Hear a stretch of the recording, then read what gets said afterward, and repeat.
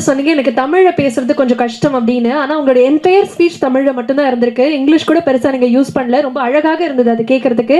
மீண்டும் உங்களுக்கு ஒரு பெரிய வாழ்த்துக்கள். Thank you so much. அடுத்ததாக இந்த விழாவுக்காக வந்திருக்கக்கூடிய ஆர்கே செல்வமணி சார் ஒரு எழுத்தாளர், ஒரு தயாரிப்பாளர், ஒரு இயக்குனர், இதெல்லாம் தாண்டி இன்னைக்கு அவர் ட்ரெய்லர் டீசர் எல்லாமே பார்த்துருக்காரு. இந்த படத்தை பற்றி அவர் என்ன சொல்ல இருக்காருன்னு கேட்க நாங்கள் ரொம்ப ரொம்ப ஆர்வமாக இருக்கோம். Sir, over to you.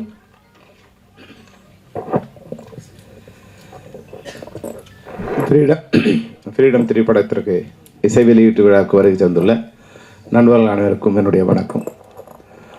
உண்மையாகவே இந்த ட்ரெய்லர் பார்க்கும்போது ஒரு ஃப்ரெஷ்ஷாக ஒரு படத்தை பார்க்குற மாதிரி இருந்தது.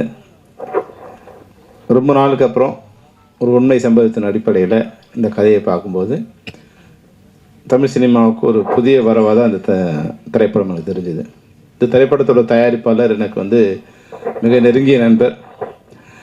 என்னோடய வீட்டில் ஒரு ஆஃபீஸ் வாடகை இருக்கும்போது அதனுடைய படத்தோட தயாரிப்பு நிர்வாகியாக இருந்தார். சாதாரணமாக அவர்கிட்ட பேசிகிட்டு இருப்போம். இப்போ சினிமாவை பற்றி ரொம்ப நேசமாக இப்போ ஸ்டேஜில் பேசினார் இல்லையா, அது மாதிரி அந்த உள்ளன்போட உண்மையாகவே எப்பவும் பேசுவார். அப்போ ஒரு நாள் சொன்னார், சார் இது மாதிரி நான் ஒரு படம் பண்ண போகிறேன். அப்படியா, என்ன இப்போ பெரிய பெரிய ப்ரொடக்ஷன்ஸே படம் பண்ண தடுமாடிட்டு இருக்கும்போது எப்படி பாண்டியன் நீங்கள் ஆரம்பிக்க போகிறீங்கன்னா, இல்லை சார் சசி ஹெல்ப் பண்ணுறேன்னு சொன்னார். அப்புறம் சிவா ஒரு கதை சொன்னார்னு சொன்னார். அந்த கதை எனக்கு படம் ஆரம்பிக்கிறதுக்கு முன்னாடி என்கிட்ட சொன்னார். நான் ஒரு படத்தை டைரக்ட் பண்ணணும்னு நினச்ச சில படங்களில் இந்த படம் ஒரு படம். சிவா இந்த படத்தை கதையை எனக்கு சொல்லும்போது இந்த படத்தை நான் டைரக்ட் பண்ணணும் அப்படின்னு நினச்சேன். ஏன்னா எனக்கு ரொம்ப நெருங்கிய ஒரு படமாக இருந்தது. நான் ரொம்ப வார் ஃபிலிம்ஸ் நிறைய பார்ப்பேன். எனக்கு லைஃப்பில் கிரேட் எஸ்கேப், பேசேஜ், வேரிக்கல் ஸ்டார், இந்த 3 படமும் ஒரு 100 தடவை மேலே பார்த்துருப்பேன். அதனோட சாயலில் ஒரு படமும், அதுக்கப்புறமும் உண்மை நிகழ்ச்சியை, வேலூரில் நடந்த ஒரு உண்மை நிகழ்ச்சியை ரொம்ப அழகாக அதை ஃபார்ம் பண்ணி ஒரு மனித குலத்தில் ஒரு பகுதியோட ஒரு மனிதர்களோட வாழ்க்கையை ஒரு அழகாக அந்த கதை விளக்கி சொல்லிடுது. இப்போ யாரோ சொன்னாங்க சிவா சொன்னதை விட பாண்டியன் சொல்லும்போது ரொம்ப எமோஷனலாக சொன்னார்னு முன்னாடி பேசணும் யாரோ சொன்னாங்க. அந்த வகையில் ரொம்ப சிறப்பாக சொன்னார் உங்கள் கதையை பாண்டியன்கிட்ட. உண்மையாகவே பாண்டியனுக்கு ஒரு நல்ல நேரம் தான். ஏன்னா நல்ல நேரம் எப்படி வரும்னா, அந்த அமைகிற சுச்சுவேஷன் ரொம்ப தானாக சேர்ந்து அமையும். ஏன்னா இந்த படத்துக்கு ஃப்ரீடம் பேர் வச்சுருக்காங்க. எப்பவுமே ஃப்ரீடம் சாதாரணமாக வராது, கஷ்டப்பட்டு தான் வரும். கஷ்டப்பட்டு அது ஃப்ரீடம் கிடையாது. எந்த ஃப்ரீடத்துக்கு நம்ம ஆசைப்படுறோமோ அந்த ஃப்ரீடம் தலைப்பு சில நேரங்களில் அதை நமக்கு தெரியாமல் அதை தீர்மானிக்கும். ஃப்ரீடம் படம் தலைப்பு வைக்கும்போது அது ஒரு சிரமப்பட்டு தான் அந்த படத்தை மூவ் பண்ணார். உண்மையாக நான் இங்கே ஸ்டேஜில் பார்க்கும்போது அந்த சிரமம்லாம் எதுவுமே இல்லாமல் மிக அழகாக ஒரு பிளான்டு சப்ஜெக்டை ஒரு 3-4 மாதத்துக்குள்ளே பண்ணால் எப்படி ஒரு ஒழுங்கு நேர்த்தி இருக்குமோ அந்த ஒழுக்கத்தை நேர்த்தியாக அந்த திரைப்படம் அமைஞ்சிருக்கு. இதுக்கு உங்களுக்கு அமைந்த யூனிட்டு தான் காரணம். அது டைரக்டர் சிவாவாக இருக்கட்டும், இல்லை கேமராமேனாக இருக்கட்டும், இல்லை ஆர்ட் டைரக்டராக இருக்கும், அவங்கெல்லாம் ஏதோ ஒரு வகையில் இந்த படத்தோட அட்டாச் ஆகியிருக்காங்க. அதுபோல் நம்ம சசி சாரும் தயாரிப்பாளர்களுக்கு மிக இணக்கமான, மிக உண்மையான ஒரு நெருங்கிய நண்பராக இருக்கார். ஏன்னா நான் என்னுடைய உதவியாளர் ஒருத்தருக்கு ஒரு கதையை கேட்டால் அந்த கதை நல்லா இருந்தது. உடனே அவருக்கு ஃபோன் பண்ணி, சசி இது மாதிரி ஒரு கதை இருக்குது கேளுங்க என்ன. நான் ஒரு 10-15 பேருக்கு சொல்லியிருக்கேன். அதில் அடுத்த வாரமே அவராக கூப்பிட்டு கதையை கேட்ட 3 பேரில் சசியும் ஒருத்தர். ஏன்னா நடிகர்கள் நம்ம சொன்ன உடனே கேட்கணும் இல்லை, அந்த கதையை கேட்டு சார் நல்லா இருக்குது நான் பண்ணுறேன், இதில் சின்ன சின்ன கரெக்ஷன் சார் பண்ணுறேன்னு சொல்லியிருந்தார். அந்த வகையில் ஒரு உண்மையான ஒரு மனிதராக, தயாரிப்பாளருக்கு உதவக்கூடிய மனிதராக. அப்புறம் பட்ஜெட் போடும்போது ஒரு விஷயம் அப்போ அந்த தயாரிப்பாளர் சொன்னார், எப்படி அடுத்த படம் எப்படி பண்ணீங்க ராஜான்னு கேட்கும்போது சொன்னார், இல்லை சார் சசி நானும் ஒரு அண்டர்ஸ்டாண்டிங்கில் பண்ணுறோம். அது உண்மையாகவே சசி போல் எல்லா நடிகர்களும் பண்ணான். அது என்ன பண்ணாங்கன்னா, இன்றைக்கி பாருங்கள், இன்றைக்கி திரைப்படங்கள் முன்னாடி ஒரு படம் ஃபஸ்ட் காப்பி ரெடி ஆகிடுச்சுன்னா அது படம் ரிலீஸ் ஆகிடும். ஃபஸ்ட் காப்பி வரைக்கும் தான் தயாரிப்பாளர் கஷ்டம். எப்படியாவது ஃபஸ்ட் காப்பி ரெடி பண்ணிட்டாங்கன்னா அந்த படம் ரிலீஸ் ஆகிடும். ஆனால் இன்றைக்கி ஃபஸ்ட் காப்பி பண்ணுறது ஒரு பெரிய விஷயமே இல்லை. அந்த படத்தை ஃபஸ்ட் காப்பி பண்ண பிறகு அதை ரிலீஸ் பண்ணுறது தான் கஷ்டம். முன்னாடி தயாரிப்பாளர் டிசைட் பண்ணாங்க எங்களுடைய படத்தோட ரிலீஸ் எப்போ அப்படின்னு. அப்புறம் ஹீரோஸ் கொஞ்சம் காலங்களில் ரிலீஸ் பண்ணாங்க. அவங்க டிசைட் பண்ணாங்க, சார் என் படம் இப்படி வந்தால் நல்லாயிருக்கும், பொங்கலுக்கு வந்தால் நல்லாயிருக்கும், தீபாவளிக்கு வந்தால் நல்லாயிருக்கும், இல்லை சம்மர் வெக்கேஷன் வந்தால் நல்லாயிருக்கும் அப்படிங்கிற டிசைட் பண்ணாங்க. ஆனால் இன்றைக்கி தமிழ் சினிமாவில் தயாரிப்பாளரோ இயக்குனரோ இல்லை ஹீரோவோ யாரும் அவங்க டிசைட் பண்ணுறது இல்லை. இது படத்தை முதல்ல ஓடிடி வந்து அவங்க டிசைட் பண்ணுறாங்க.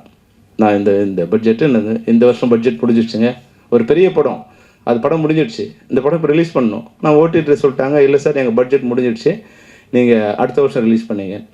முடிஞ்ச படத்தை இப்போ வச்சுருக்காங்க. அப்போது இந்த நிலைமை எப்படி வருதுன்னா, அவங்களோட கைக்கு மீறி இந்த செலவு இருக்குது.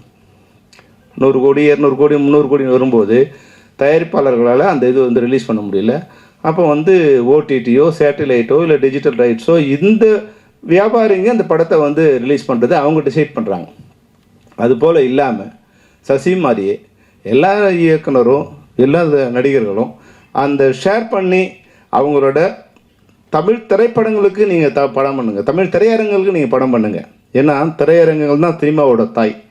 திரையரங்கத்தில் படம் ரிலீஸ் பண்ணால் தான் அது சினிமா மாதிரி தெரியும். என்ன பெரிய நீங்கள் வெப் சீரிஸ் பண்ணாலும் டைரெக்டாக ஓடிடியில் பண்ணும்போது அது ஒரு பெரிய வேல்யூ வராது. ஆனால் திரையரங்கில் படம் பார்க்கும்போது அந்த டைரக்டருக்கும் ஒரு பெரிய வேல்யூ கிடைக்கும், ஹீரோக்கும் ஒரு பெரிய மாஸ் கிடைக்கும். இப்போ ஜெய்பீம் படம்லாம் வந்து ஒரு வேளை திரையரங்கில் ரிலீஸ் பண்ணியிருந்தா அதனோட ரீச் சார்பட்டா பரம்பரையெல்லாம் திரையரங்கில் ரிலீஸ் பண்ணியிருந்தா அதனுடைய வேல்யூ வந்து மிக பிரம்மாண்டமாக இருந்திருக்கும். அதனால் முதல்ல வந்து என்னோடய வேண்டுகோள் என்னென்னா, இது போன்ற பெரிய பட்ஜெட்டில் பண்ணுறவங்க நீங்கள் உங்களோட சம்பளத்தை எல்லாம் ஓடிடியும் சேட்டலைட்டுமோ அது மாதிரி லாபத்தில் வச்சுக்கிட்டு தமிழ் திரையரங்கில் தமிழ்நாட்டில் இருக்க திரையரங்கில் அதில் என்ன சேலபிள் இருக்கோ அந்த சேலபிளுக்கு ஒரு படம் பண்ணிங்கன்னா ரிலீஸ் டேட்டு நீங்களே ஃபிக்ஸ் பண்ணிக்கலாம். அப்போ உங்கள் பின்னாடி ஓடிடியும் சேட்டலைட் வருவாங்க. ஆனால் இன்னைக்கு எவ்வளோ பெரிய இயக்குனராக இருந்தாலும் எந்த பெரிய உச்ச நட்சத்திரமாக இருந்தாலும் அவங்கெல்லாம் ஓடிடி என்னைக்கு டிசைட் பண்ண சொல்கிறாங்களோ அன்றைக்கி தான் ரிலீஸ் பண்ண வேண்டிய ஒரு கஷ்டமான ஒரு துர்பாக்கியமான நிலைமை இருக்குது. அது மாதிரி இல்லாமல் சசி மாதிரியே எல்லாருமே வந்து அந்த முறையை ஃபாலோ பண்ணாங்கன்னா இனிமேல் வந்து தமிழ் படங்களுக்கு வந்து வேல்யூ இருக்கும், ஒரு மரியாதை இருக்கும், நம்ம படத்தை நம்மளே ரிலீஸ் பண்ணலாம்.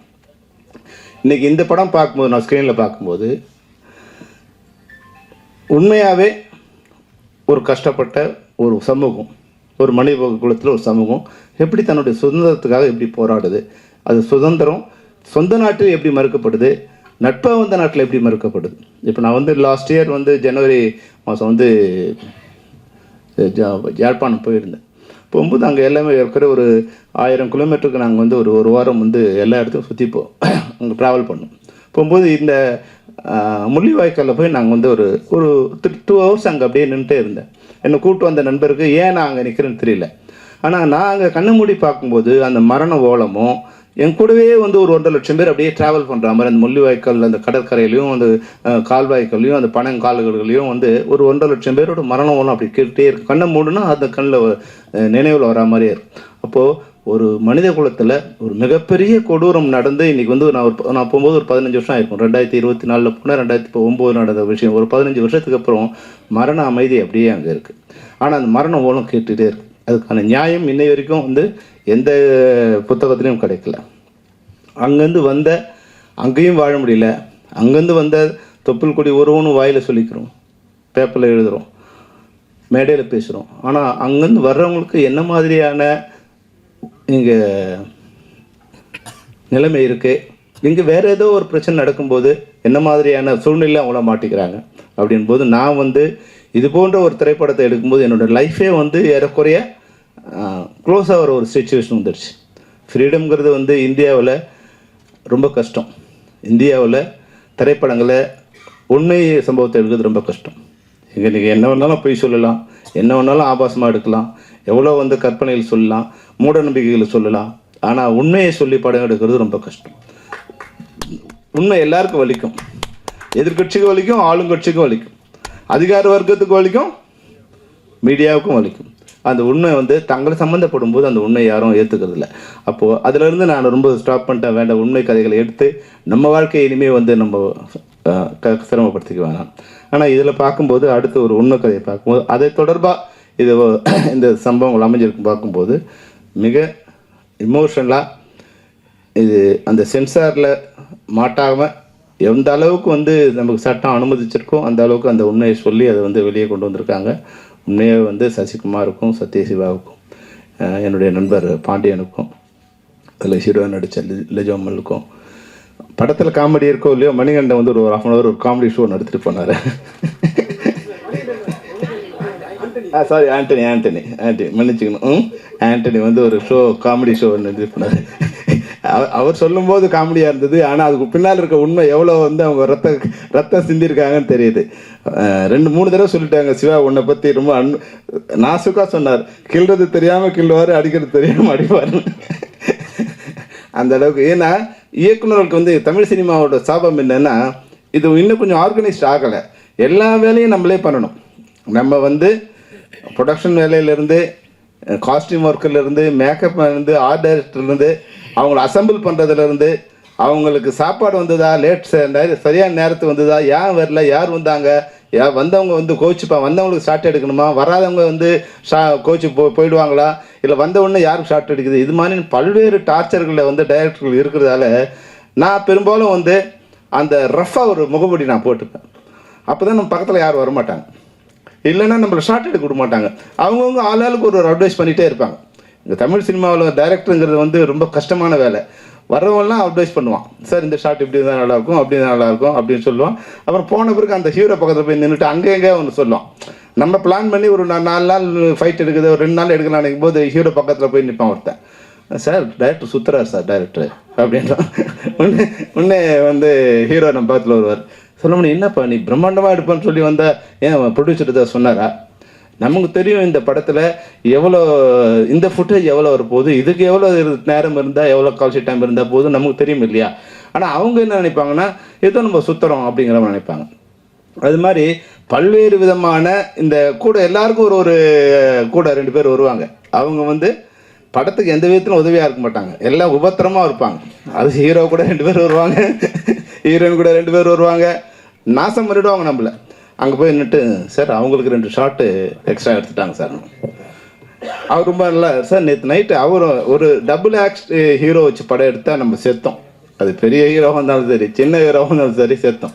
அது மாதிரி டபுள் ஹீரோயின் போட்டு படம் எடுத்தாலும் படம் முடிகிற வரைக்கும் நம்ம வாழ்க்கையில் பாதி ஆயுசு முடிஞ்சு போயிடும். அவங்க காஸ்டியூம் நல்லா இருந்து வச்சு நம்ம போய் கடையில் எடுக்க போகிறது கிடையாது.